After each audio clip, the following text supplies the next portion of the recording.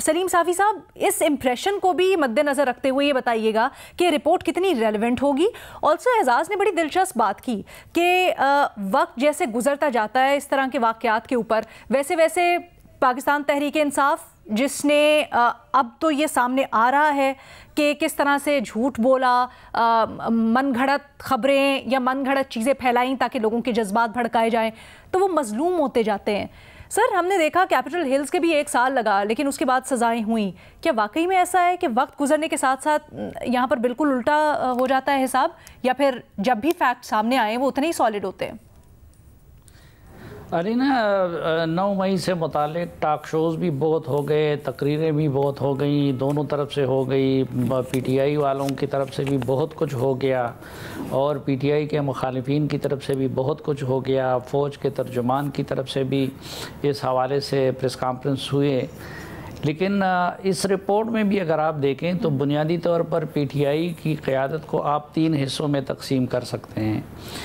एक वो जो इस काम में इश्तियाल दिलाने में मुलव्विस थी, या दूसरा वो कि जो इससे बिल्कुल लाताल्लुक़ रही, और तीसरे ऐसे लोग भी हैं, मसलन उस दिन के शाह फरमान को अगर आप देखें तो उनको अपने कारकुनों के गुस्से का सामना इसलिए करना पड़ा क्योंकि वो रोक रहे थे। तो तीसरे वो थे कि जो लाताल्लुक़ होने के साथ साथ दूसरों को रोक भी रहे थे। अब हमने सारे पीटीआई के साथ इसको खल्त पल्त कर दिया है। ये मामला तय करना है अदालतों ने, और अदालतों की तरफ से गैर मामूली ताख़ीर हुई। एक तो अदालत को जल्द अज जल्द ये फ़ैसला करना चाहिए कि क्या मिलिट्री कोर्ट्स में इनकी समाअत हो सकती है या नहीं हो सकती, और दूसरा अगर अदालत वो सिविलियन अदालत में चलाना चाहती है तो वो फ़ैसला भी उसको करना चाहिए। तो जो फ़ैसला होगा और जो जिसके सामने हम सबको सर तस्लीम खम करना होगा वो अदालत का फ़ैसला होगा। तो मेरे ख़्याल में अब इस पे मज़ीद ये बहस मुबाहिसा इसकी कोई ज़रूरत नहीं है, बल्कि असल चीज़ यही है कि अदालतों में जल्द अज जल्द इसकी समाअत हो ताकि जो लोग बेगुनाह हैं वो छूट जाएँ, वो अपने घरों को चले जाएं, अपने काम शुरू करें, और जो गुनाहगार है उनको सज़ा मिलें। ठीक है सर, लेकिन हुकूमत कह रही है ये एक पॉलिटिकल पार्टी के अगेंस्ट चार्जशीट है, पाकिस्तान तहरीक इंसाफ। फिर इस तरह के क्योंकि पीटीआई हमेशा से इनकार करती आई है और कहती है कि हमारे तो ख़िलाफ़ साजिश हुई, हमने इस तरह की कोई नहीं किया, तो इससे क्या फ़र्क पड़ेगा अब जब हर चीज़ एटलीस्ट डॉक्यूमेंट हो गई है? तो नहीं, मेरे ख्याल में किसी हद तक मददगार साबित हो सकता है, लेकिन अदालत सारे शवाहिद को देखकर फैसला करेगी कि क्या पीटीआई बतौर जमात इसकी ज़िम्मेदार है, और क्या ये सब कुछ इमरान खान के ईमा पे हुआ है या कि नहीं, आज ख़ुद कारकुनों ने अपना गुस्सा निकाला है।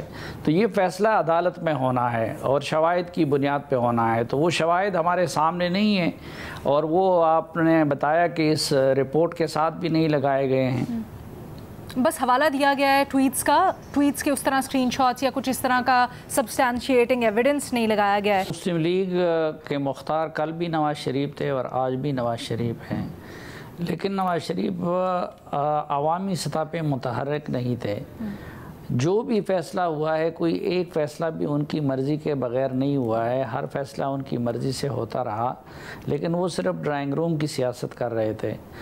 अब सदर बन जाने के बाद अगर तो वो अवामी सियासत शुरू कर देते हैं तो कुछ ना कुछ फ़र्क उसका पड़ेगा, और दूसरा जब वो अवामी सियासत करेंगे भी तो ज़्यादातर उसके नताइज का इन्हिसार मरकज़ में उसके भाई की हुकूमत और सूबे में उसकी बेटी की हुकूमत की परफॉर्मेंस पे होगा। अगर इन्होंने डिलीवर कर दिया तो नवाज़ शरीफ साहब के लिए पार्टी को दोबारा खड़ा करना भी आसान हो जाएगा, लेकिन अगर ये हुकूमतें डिलीवर ना कर सकी तो फिर नवाज़ शरीफ साहब तनहा उसको खड़ा नहीं कर सकेंगे। लेकिन सदर बनने के बाद नवाज़ शरीफ साहब को भी अगर वो चाहते हैं कि उनकी पार्टी रिवाइव हो तो उनको आवाम में आना होगा।